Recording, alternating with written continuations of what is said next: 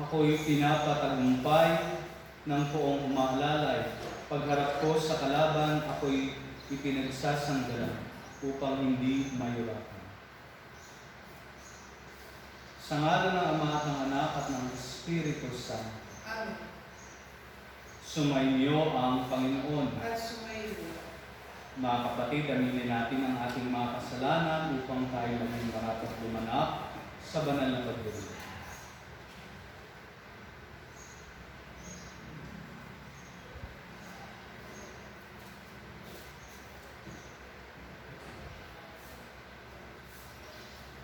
Buong kapakumbabaan natin dasalin, inaamin ko sa makapangyarihang Diyos at sa inyo mga kapatid, inalugha akong nagkasala sa isip, sa salita at sa gawa, at sa aking pagkukulang. Kaya sinasamo ko sa mahal na Birhen Maria, sa lahat ng mga anghel at mga banal, at sa inyo mga kapatid, na ako'y panalangin sa Panginoong ating Diyos. Awan tayo ng makapangyarihang Diyos, patawarin tayo sa ating mga kasalanan, at patnubayan tayo sa buhay na walang hanggan. Amen. Panginoon, kaawaan mo kami. Panginoon, kawan po. Kristo, kaawaan mo kami. Kristo, kawan po. Panginoon, kaawaan mo kami. Panginoon, kawan po. Nanalangin tayo.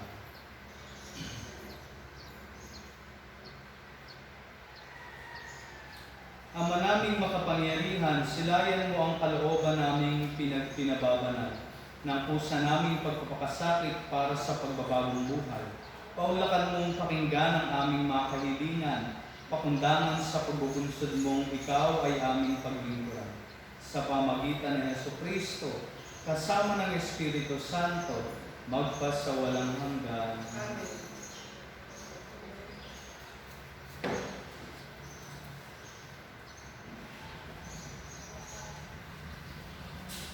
Pagbasa mula sa aklat ni Propeta Daniel.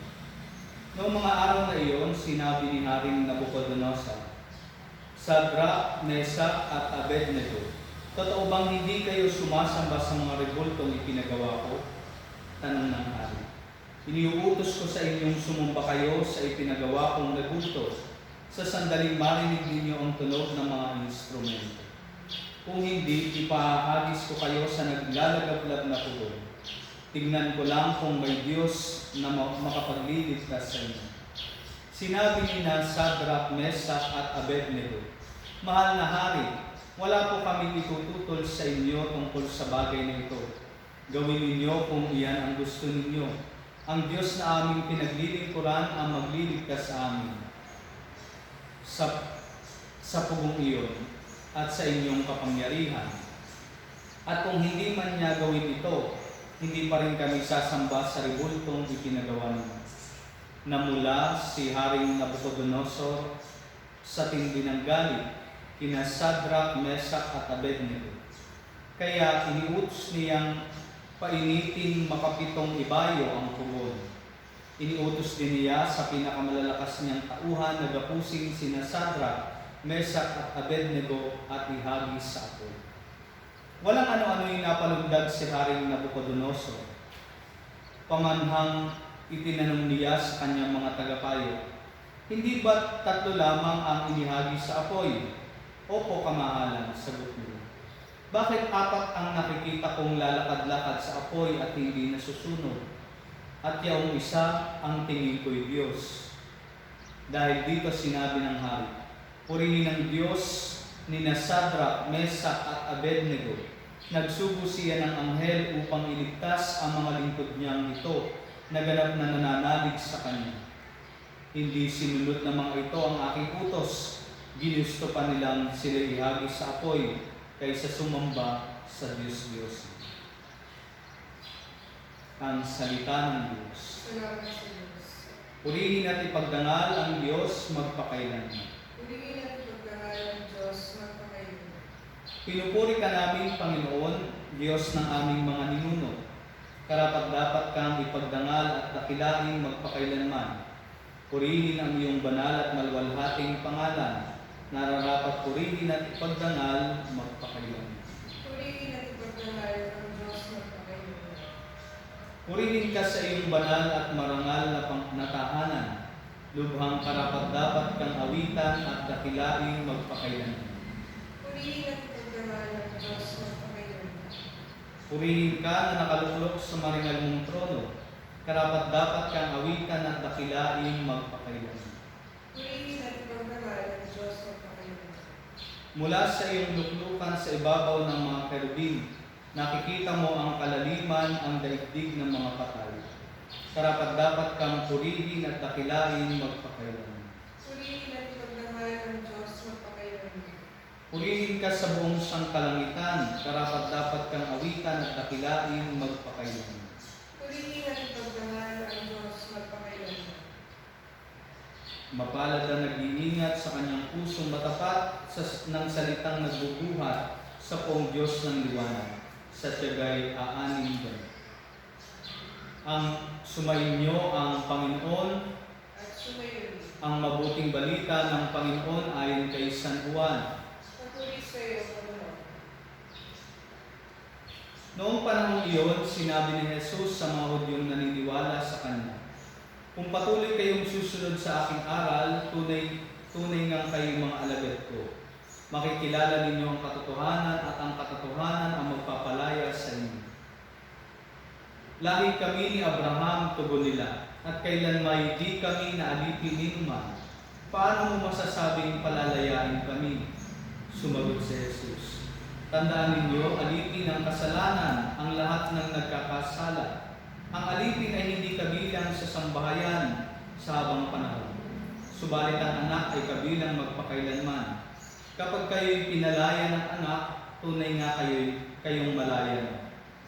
Nalalaman kong lahi kayo ni Abraham, gayon may pinagsisikapan ninyo akong patayin, sapagkat walang pitak sa inyong puso ang aral ko.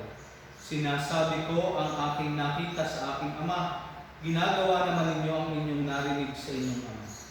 Sumagot sila, "Si Abraham ang aming ama." Kung kayo mga anak ni Abraham, tutularan ninyo ang kanyang ginawa, ani Jesus. Ngunit pinagsisikapan ninyong ako'y patayin. Gayong sinasabi ko lamang ang katotohanan narinig ko sa Diyos. Hindi ganyan ang ginawa ni Abraham.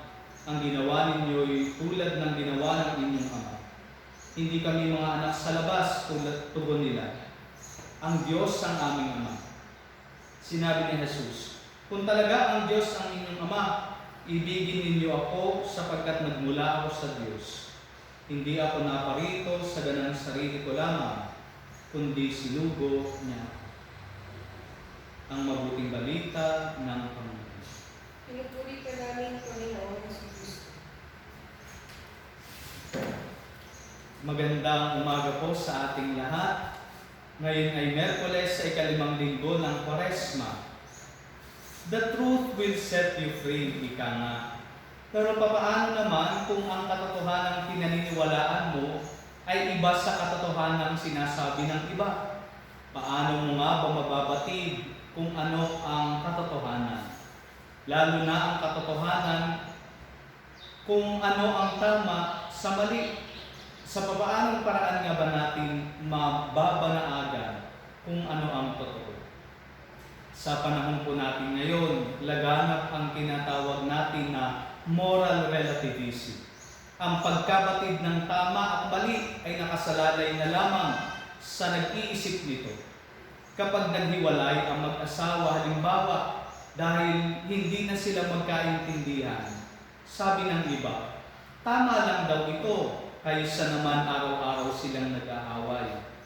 Kapag naghanap ng parehong partner ang naghiwalay na mag-asawa, tama lang daw ito, sabi naman ng iba, para maging masaya pa rin naman sila. Subalit itinuturo sa atin ang ating mga pagbasa sa araw na ito na ang katotohanan ay hindi relative. Ito ay kailanmay hindi naging batay lamang sa opinyon o pansariling kagustuhan. Sa halip ang katotohanan ay nag-iisa at hindi nagbabago. At kung ang katotohanan ito ang ating susundin, tayo tunay na magiging malaya. Ang ating namang kalayaan ay magkakaroon lamang ng kabuuan kung ito ay naaayon sa katotohanan. sa katotohanan itinuturo ng ating Panginoong Diyos. Hindi ka tunay na malaya kung ikaw ay nakagapos sa kasalanan. Ito ang ipinababatid ni Jesus. Ito ang nais niyang ituro sa mga Hudyo na nakikinig sa Kanya sa ating Ebanghelyo. Na ang pagiging malaya ay napapaloob hindi sa lahing kanilang pinagmulan, kundi sa desisyon nilang sumunod at sumampalataya kay Jesus. Dahil si Jesus ang katotohanan mula sa Diyos. Ito rin ang makikita nating ipinahayag ng ating unang pagbasa ng utusan ng Haring Nabukadnezar sina Shadrach, Meshach at Abednego na sumamba sa rebultong kanyang itinatayo. Sila ay tumutol sapagkat hindi sila tunay na magiging malaya sa pagsamba sa rebultong ito, kundi magiging alikin sila ng kasalanan. Kaya naman minarapat pa nilang mamatay kaysa sumamba sa Diyos-Diyosan. Subalit narinig natin ang kwento sa ating unang pagbasa kung papaanong ikinagulat ng hari at naging daan ito ng kanyang pagbabagong loob dahil iniligtas ng Panginoong Diyos ang kanyang mga lingkod sa tiyak na kapahamakan. At ito rin po ang paanyaya sa atin sa araw na ito na makita natin mayroon lamang tayong tunay na kalayaan kung tayo ay lumalakad sa katotohanan. Katotohanan iniaalok ng Panginoon sa atin. Tunay nga po, the truth will set us free.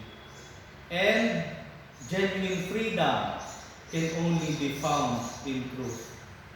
Kaya nga ang katotohanan at ang kalayaan ay dalawang magkaugnay na bagay na matatagpuan natin pareho sa ating Panginoong Diyos. Siguro po marami sa atin ang nakakaramdam na parang sila ay nakakulong sa kanilang tahanan ngayong panahon ng quarantine. Ngunit kung kasama natin ang Diyos, kung patuloy tayong namumuhay ng nasa sa ayon sa katotohanan, at kung patuloy din tayong sumusunod sa utos ng Diyos, sigurado po ako, mas malaya pa tayo sa mga nakakalabas ng ating bahay. Pagpalayo.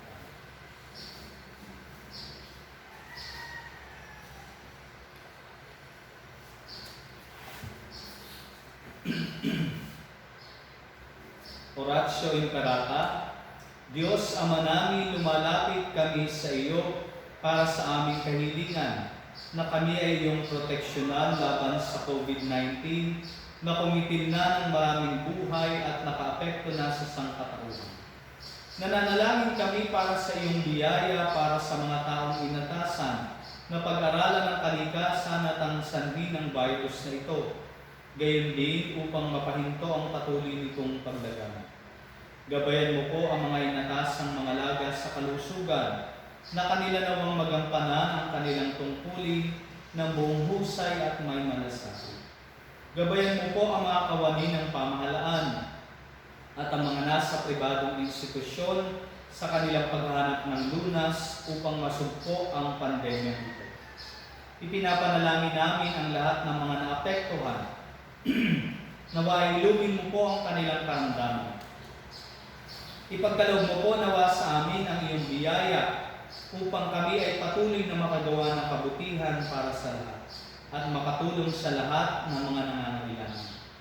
Ipinapanalangin po namin ito sa pamagitan ng aming Panginoong Hesukristo, iyong anak, na nabubuhay at naghahari kasama ng Espiritu Santo, magpas sa walang hanggan. Maria, aming inaatulong ng mga Kristiyano, Panalangin mo kami. San Rafael Arcangel, Panalangin mo kami. San Roque, Panalangin mo kami. San Lorenzo Ruiz, Panalangin mo kami. San Pedro Calungsod. Panalangin mo kami.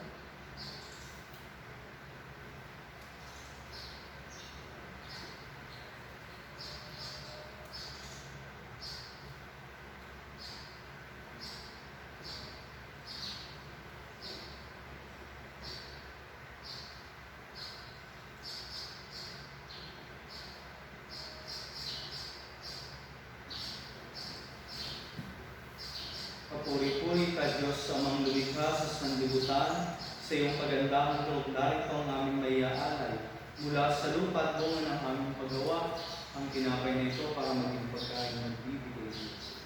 Puri-puri po may kapal ngayon kayo.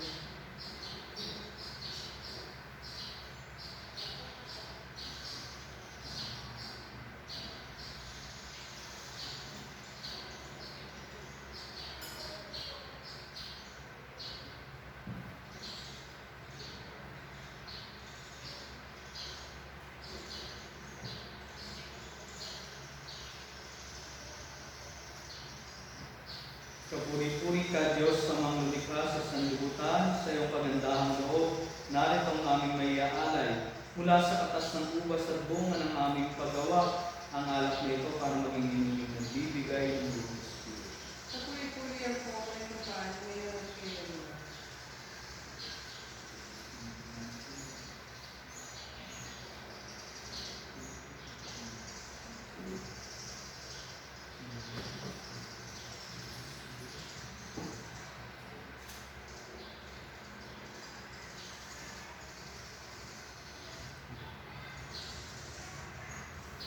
Manalangin kayo mga kapatid upang ang paghahain natin ay kalugdan ng Diyos ang mga nakapangyarihan. Tanggapin nawa ng Panginoon ang pagkakain sa iyo mga kamay. Sa kapurihan niya at karangalan sa ating kapatulabangan at sa buong sambayanan ng mundo. Ang naming lumikha may talaga nawa namin sa iyo ang gagawing paghahain ng iyong binigay upang aming maialay din. Sa layuning aming sambahin ang ngalan mo upang ang kagalingan namin ay makamtan mula sa iyo sa pamagitan ni Jesucristo kasama ng Espiritu Santo magpas sa walang hanggan. Amen. Sumainyo ang Panginoon. At sumayin, Itaas sa Diyos ang inyong puso at diwa. ipinasa namin sa Panginoon. Pasalamatan natin ang Panginoong ating Diyos. Marapat mo siya ay pasalamat. Ama naming makapangyarihan, tunay nga marapat na ikaw ay aming pasalamatan sa pamagitan ni Jesucristo na aming Panginoon. Sa aming pusang pagtitiis ng hirap, tinutulungan mong aming maitumpak ang kinamihas ng pagsalungat sa pananagutang iyong iniatas. Sa aming pagtulad sa anak mong mahal na nagpakasakit para sa tanan, ang pagsisikap namin iyong pinalulutan at ang pagpapakabuti namin iyong itinaralan. Kaya kaisa ng mga anghel na nagsisiawit ng papuri sa iyo nang walang humpay sa kalangitan, kami nagbubunyi sa iyong kadakilaan. Santo, Santo, Santo Panginoon Diyos ng mga upo. Napupuno ang langit at lupa ng kadakilaan mo. Usana sa kaitaasan. Pinagpala na paririto sa ngalan ng Panginoon. Usana sa kaitaasan.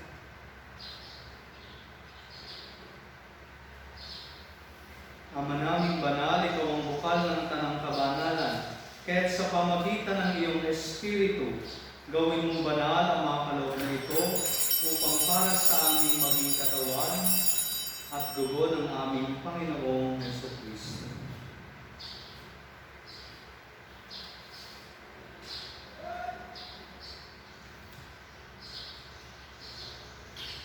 Bago niya pinagtiis ang pusang loob na maging handog, hinawakan niya ang tinapay. Pinasalamatan kaniya, pinaghati-hati niya iyon. Iniabot sa kanyang mga alagad at sinabi, tanggapin ninyong lahat ito at kanin. Ito ang aking katawan na ihahandog para sa inyo.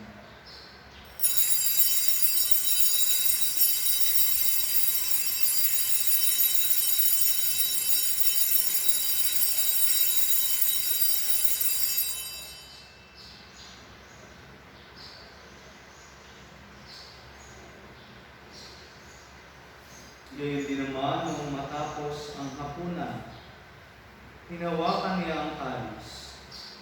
Muli kanyang pinasalamatan.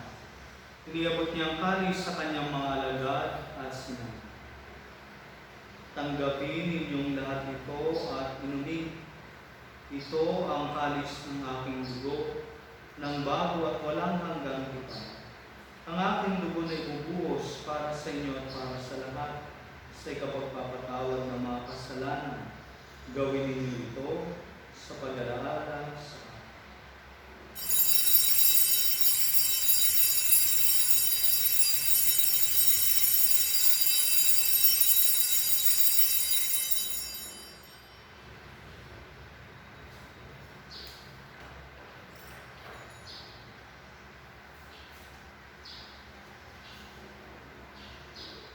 Ipagbuni natin ang misteryo ng pananampalataya. Si Kristo'y namatay, si Kristo'y nabuhay, si Kristo'y babalik sa wakas ng panahon. Ang mga ginagawa namin ngayon ang pag-alala sa pagkamatay at muling pagkabuhay ng iyong anak, kaya tiniaalay namin sa iyo ang tinapay na nagbibigay buhay at ang talis na nagkakaloob ng kaligtasan. Kami nagpapasalamat dahil kami yung minarapat na tumayo sa harap mo para maglingkod sa iyo. Isinasamo namin kami magsasalo-salo sa katawan at dugo ni Kristo ay mabuklod sa pagkakaisa sa pamagitan ng Espiritu Santo. Ama, lingapin mo ang iyong simbahang laganap sa buong daigdig. Puspusin mo kami sa pag-ibig. Kaysa ni Francisco na aming Papa, ni Buenaventura na aming Obispo at ng Tanang Kaparinan. Alalahanin mo rin ang mga kapatid naming nahimlay na may pag-asang sila'y muling mabubuhay, gayon din ang lahat ng mga pumatay.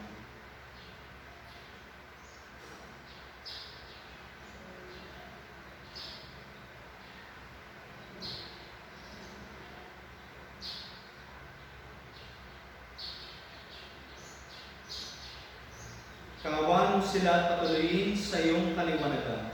Kaawaan mo at pagindapatin kaming lahat na makasalo sa iyong buhay na walang wakas. Kaysa ng mahal na Birheng Maria, ang Ina ng Diyos, kaysa ni San Jose ang kanyang kalinis-linis ang esposo, kaysa ng mga apostol, ni San Santiago na ating patron at ng lahat ng mga banal na namuhay dito sa daigdig ng kalugod-lugod sa iyo, na ipagdiwang nawa namin ang pagpupuri sa ikararangal mo sa pamagitan ng iyong anak na aming Panginoong Yesu Cristo.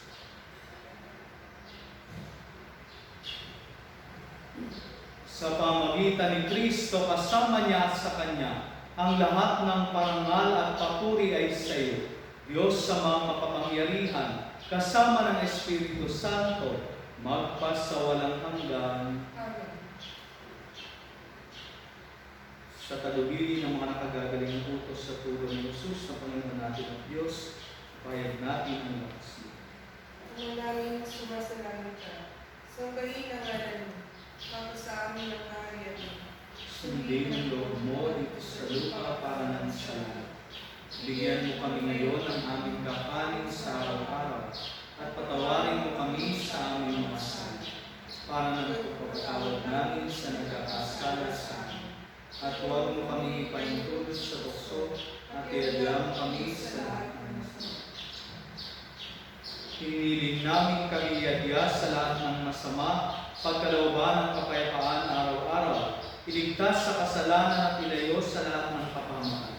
Samantalang aming pinananabikan ang dakilang araw ng pagpapahayag ng tagapagligtas namin si Yesu Cristo. Sapagkat iyo ang kakalitan, ang kapangyarihan, ang kapurihan, ang pakailanman. Amen.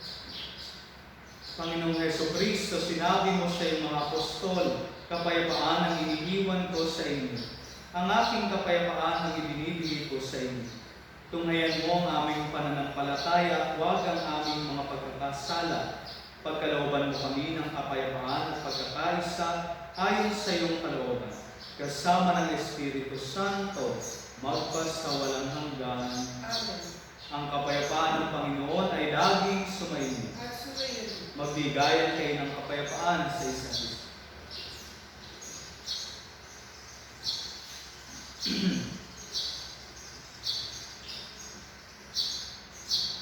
Kordero ng Diyos na nag-aalis sa mga kasalanan ng sanlibutan, maawa ka sa amin. Kordero ng Diyos na nag-aalis sa mga kasalanan ng sanlibutan, maawa ka sa amin. Kordero ng Diyos na nag-aalis sa mga kasalanan ng sanlibutan,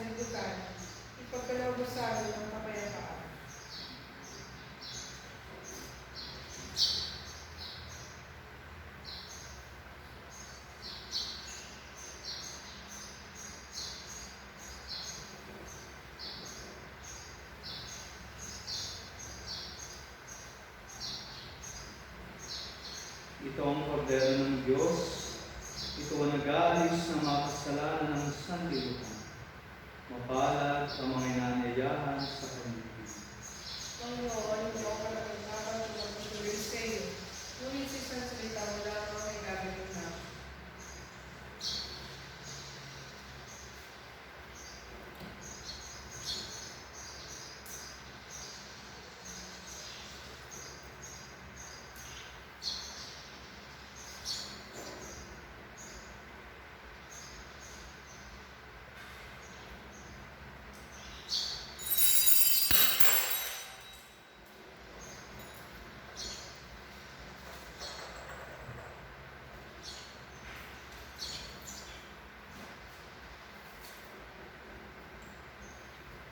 Tayo'y pawang inilipat ng Diyos Ama nating lahat sa kaharian ng anak upang tayo ay maligtas at magkamit ng patawad.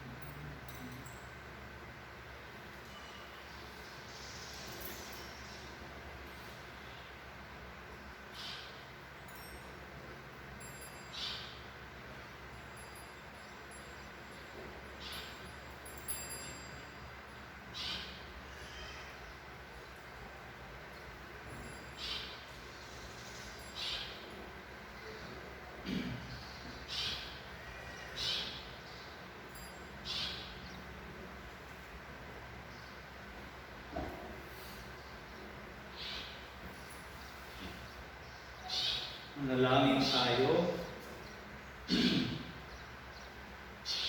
Ama naming mapagmahal, sa pakikinabang namin kami iyong binigyan ng kagalingang dulot ng aming pinagsaliwan. Ito naway umampat sa masama naming hilig upang lalong tumibay ang kaloob mo sa aming pagkasing. Sa pamagitan ng Jesucristo, kasama ng Espiritu Santo, magpasawalang hanggan. Amen. Sumainyo ang Panginoon Sumayin. at away pagpalain kayo ng ating dakila at makapangyarihang Diyos, Ama at Anak at Espiritu Santo. Amen. Ang misa ay naialay na, umayo kayo sa kapayapaan ni Diyos. Salamat sa Diyos.